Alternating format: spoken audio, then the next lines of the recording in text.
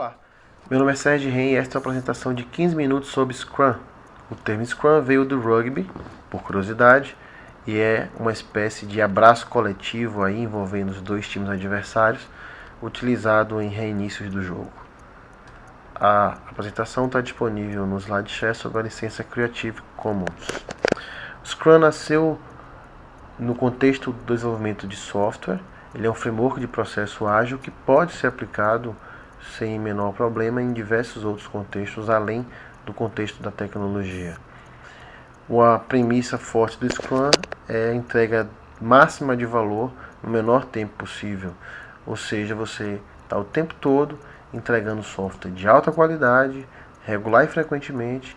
Isso representa um valor real de negócio para o cliente e para os interessados no projeto. O ciclo de um projeto Scrum é relativamente simples de explicar, simples de entender, nem sempre tão simples de aplicar, porque requer uma certa disciplina dos envolvidos no projeto. Tudo começa numa lista de coisas a fazer. Dessa lista, uma seleção do que cabe em uma interação. Essa interação acontece através de um acompanhamento diário, até que haja uma entrega de um produto ou de um incremento do produto final, e nesse momento os membros do time fazem uma espécie de revisão do que é que funcionou bem, do que é que pode melhorar. Existe toda uma terminologia em relação a artefatos, a papéis, a cerimônias, que desse ponto em diante nós vamos tentar explicar um pouco melhor.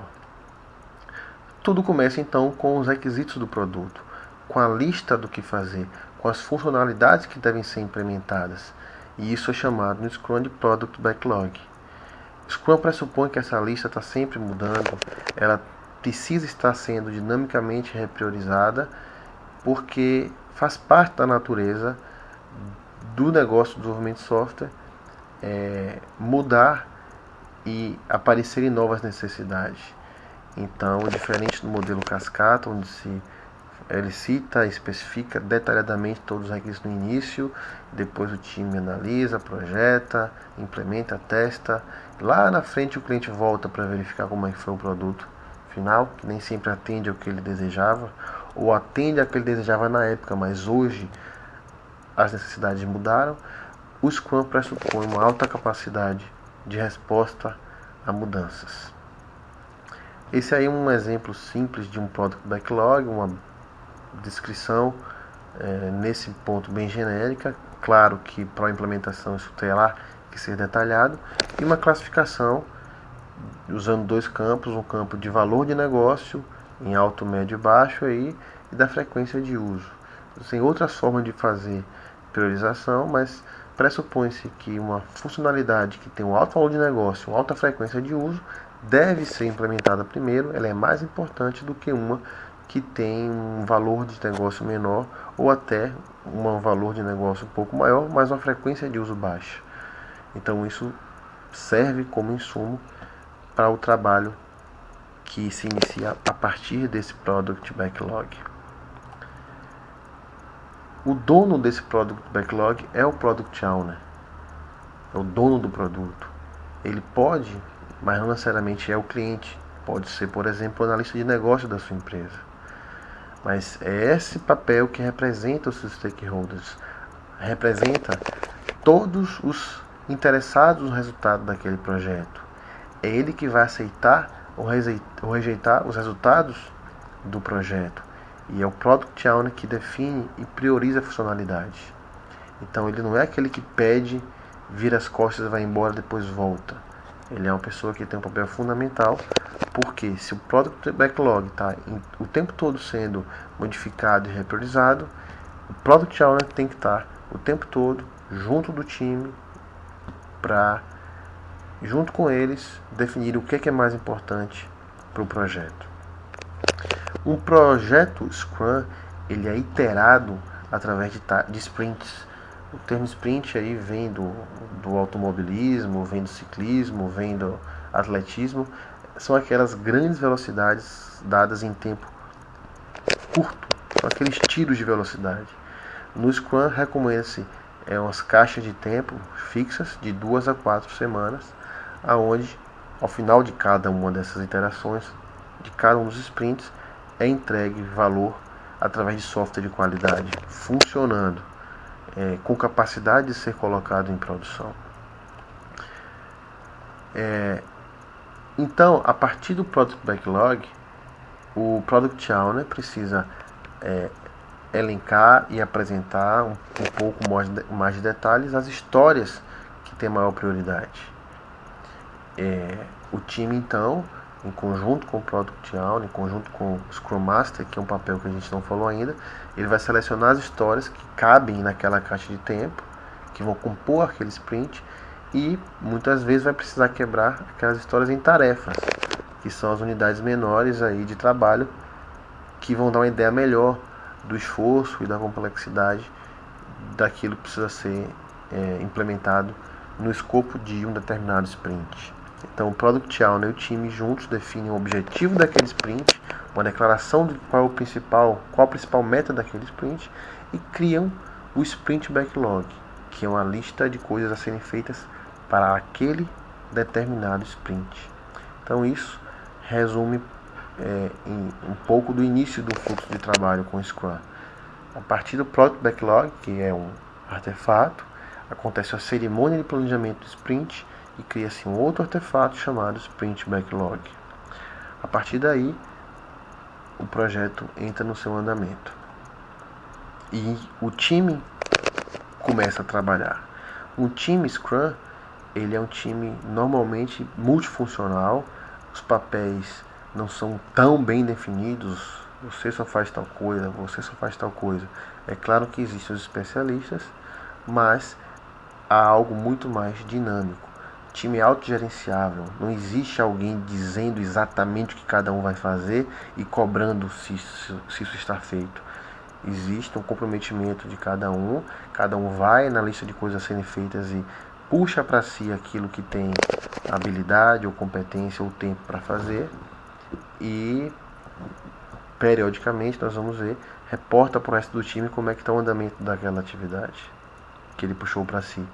Os times no Scrum, pela literatura, são times pequenos, normalmente de 5 a 9 pessoas. E esse time ele é facilitado pelo Scrum Master. É um papel diferenciado aí, uma mistura de gerente, de coach e de líder. Não é exatamente aquele chefe que determina tudo que tem que ser feito. O Scrum Master ele tem como principal papel aí manter o foco do time na meta do sprint. Porque o sprint ele não vai ser adiado ou vai ser reduzido conforme o andamento das atividades. O sprint ele tem uma caixa de tempo fixa. O que não conseguir entrar, ser concluído naquele sprint, vai ser colocado para o sprint seguinte. Então, como o sprint é um compromisso com os interessados do projeto, o importante é ele remover qualquer obstáculo e interferência que possa atrapalhar o cumprimento da meta.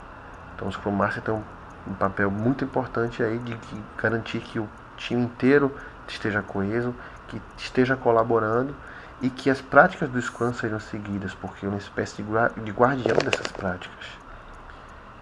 Teoricamente, se a gente está seguindo bem as práticas do sprint, se o time está focado no sprint, a chance de sucesso é muito maior.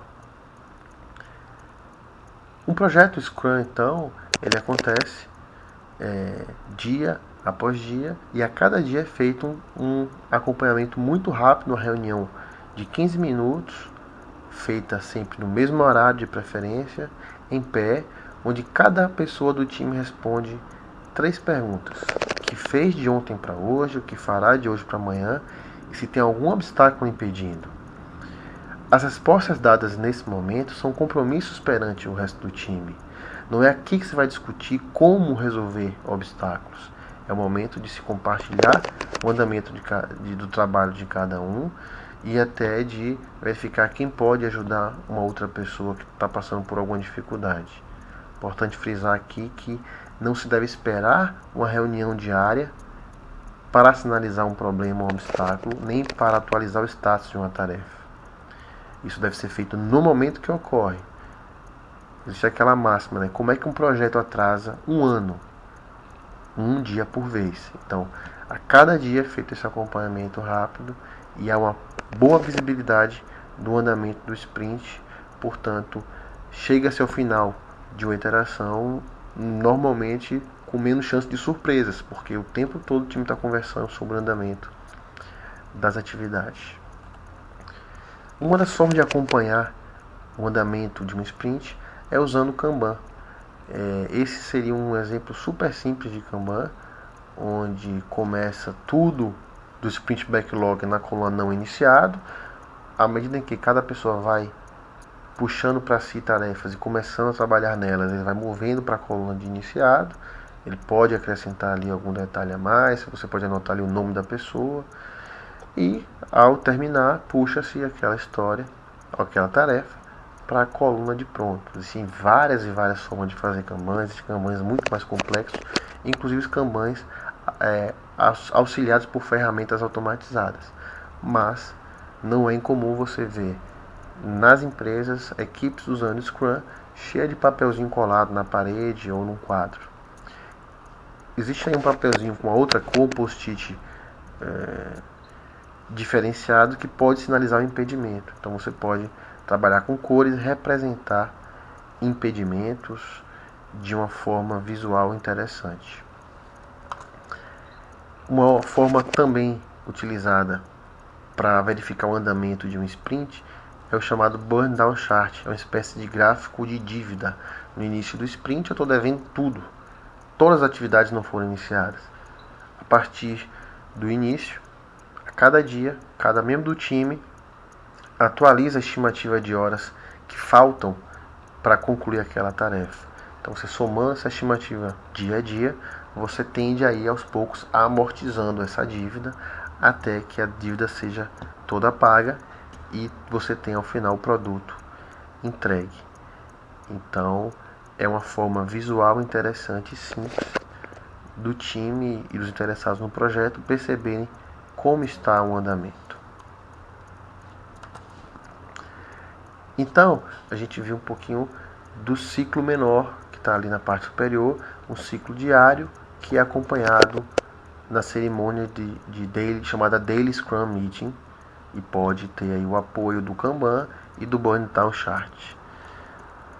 Bom, ao final da interação de 2 a 4 semanas, ao final do sprint, nós temos também mais duas cerimônias. A cerimônia chamada Sprint Review, onde o time se junta e junto com o Product Owner e pode ter a participação de outros interessados no projeto. Os resultados dos sprints são apresentados numa reunião informal, normalmente não há slides.